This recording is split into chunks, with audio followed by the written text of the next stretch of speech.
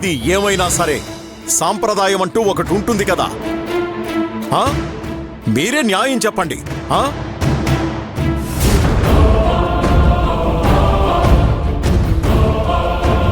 అమ్మాయి తరపున జంటగా మీరిద్దరూ తాంబూలాలు ఇస్తున్నప్పుడు ఇక్కడ మా అన్నయ్య మాత్రమే ఒంటరిగా తీసుకోవాలా?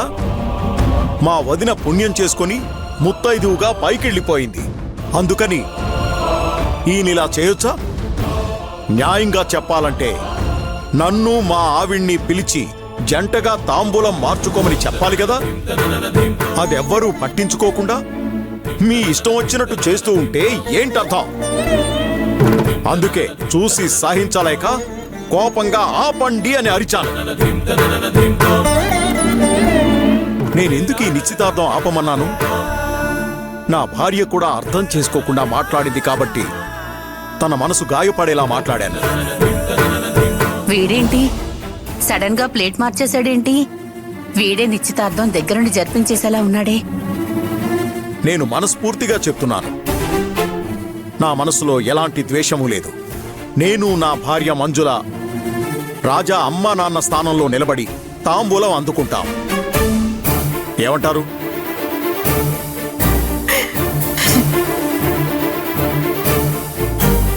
అలాగే మోహన్.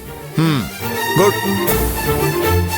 రాజాకి అమ్మా నాన్న స్థానంలో నిలబడి మీరు నిశ్చితార్థం జరిపిస్తాము అంటే నాకు అంతకన్నా కావాల్సింది ఏముంది చెప్పు? తీసుకో. ఆగండి నాన్న. హలో, ముందేమో బెదిరించి భయపెట్టాలని చూసావు. ఇక్కడ ఎవరు నీ దారికి రారని అర్థమై ఇప్పుడు ప్రేమలు ఒలకబోస్తున్నావా? రాజా వద్దు నాన్న. వద్దు నాన్న, మీకేమీ తెలీదు. ఆగండి. ఈ మనిషి తాంబూలాలు మార్చుకోవడానికి ఒప్పుకున్నాడంటే దాని వెనక ఖచ్చితంగా ఏదో ఒక కుట్ర దాగుంటుంది. నాకు ఈ పద్ధతులు సాంప్రదాయాల పైన పెద్దగా నమ్మకం లేదు. మా అమ్మ ఇప్పుడు ప్రాణాలతో లేకపోయినా మా అమ్మ ఎప్పుడూ మా నాన్న పక్కనే ఉంటుంది. మా నాన్నతో కలిసి నన్ను ఆశీర్వదిస్తూనే ఉంటుంది. కాబట్టి మా నాన్నే తాంబూలాలు మార్చుకుంటారు. నేను సంతోషంగా ఉండాలని కోరుకోవడంలో మా నాన్న తర్వాతే ఎవరైనా.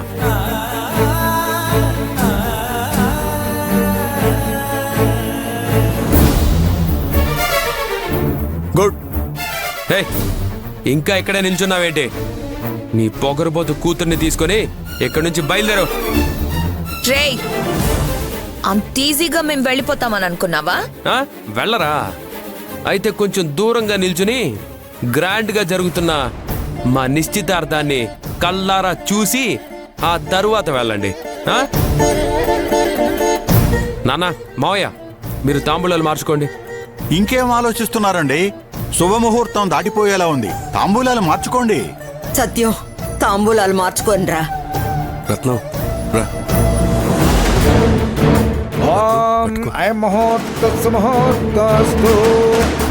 హే ప్రకాశం, ఆగవయ్యా.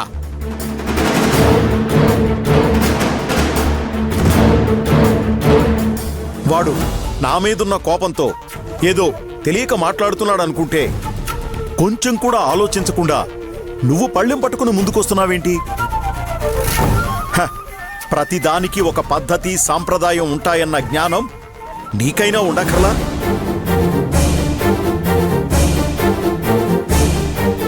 పక్కన భార్య లేకుండా ఒక్కడే ఎలా తీసుకుంటాడు?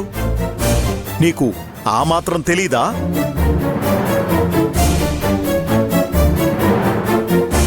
నాని, ఇది పట్టుకో. మోహన్, మనిషి పుట్టాకే ఈ సాంప్రదాయాలు పద్ధతులు పుట్టాయి. ఈ లోకంలో బిడ్డల సంతోషాన్ని కోరుకునే కన్నవారి కంటే ఇంకెవరుంటారు? భర్త లేని ఆడది ఎలా ఉండాలో, భార్య లేని మగాడు ఎలా ఉండాలో చెప్పే శాస్త్రాలలో మంచి మనసుతో మంచి కోరుకునే వాళ్ల ముందు ఎందుకు పనికిరావన్న సత్యాన్ని ముందు నువ్వు తెలుసుకో.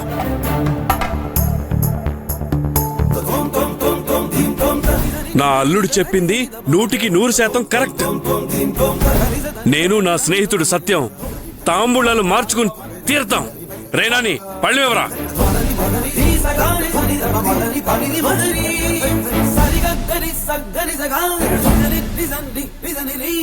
వా నువ్విలాగే మాట్లాడతావని నేను ఊహించాను ప్రకాశ. ఎప్పుడో చిన్నప్పుడు స్కూల్లో కలిసి చదువుకున్నాం, ప్రాణ స్నేహితులమని కథలు చెప్పి అమాయకుడైన మా అన్నయ్యని నమ్మించి, కానీ కట్నం లేకుండా నీ కూతుర్ని మా ఇంటికి కోడలిగా పంపించి చేతులు దులిపేసుకోవడానికి వాహ్ బాగానే ప్లాన్ చేశావు. Wow great. మోహన్, నోటికొచ్చినట్టు మాట్లాడకుండా ముందిక్కడి నుంచి వెళ్ళు. మా డాడీ మీ గౌరవం గురించి ఆలోచించని మాట్లాడుతున్నాడు. ఆ మాత్రం మీరు అర్థం చేసుకోకుండా మాట్లాడుతున్నారేంటి? మీ కొడుక్కి పిల్లనివ్వడానికి బయట ఎంతమంది డబ్బున్నోళ్ళు వెయిట్ చేస్తున్నారో తెలుసా? డబ్బు, నగలు, కార్లు ఇలా ఏది అడిగితే అది కాదనకుండా ఇచ్చి అంగరంగ వైభవంగా పెళ్లి జరిపించడానికి క్యూలో నుంచున్నారు. వీళ్ళేమో నవ్వుతూ మాయ మాటలు చెప్పి నమ్మించి మా అన్నయ్యని అమాయకుడిని చేసి ఆడిస్తున్నారు.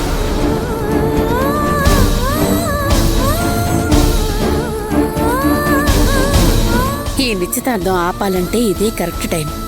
ఇంకేం ఆలోచించకుండా రంగంలోకి దిగాల్సిందే. ఏయ్, ఊరుకుంటుంటే ఓవర్గా మాట్లాడుతున్నావేంటి? అసలేమనుకుంటున్నావు నువ్వు? అమ్మా, నువ్వు కాసేపు మాట్లాడకుండా ఉంటావా? ఎందుకు మాట్లాడకూడదే? ఇంతసేపు వాళ్ళ కుటుంబంలోని గొడవల గురించి వాళ్ళు మాట్లాడుకుంటూ ఉన్నారు కాబట్టి ఇంతసేపు నాకెందుకులే అని మౌనంగా ఉన్నాను. ఎప్పుడైతే కొంచెం కూడా ఆలోచించకుండా మన కుటుంబాన్ని తక్కువ చేసి మాట్లాడారో ఇకపై మనం ఊరుకుంటే మనకి మర్యాదగా ఉండదు. చెప్పు. ఏంటే వాగుతున్నావు?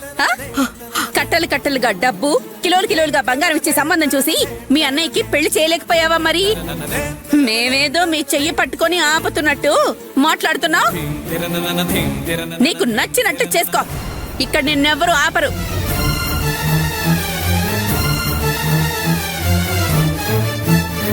రే మామా, ప్రాబ్లం రూట్ మార్చుకుందిరా.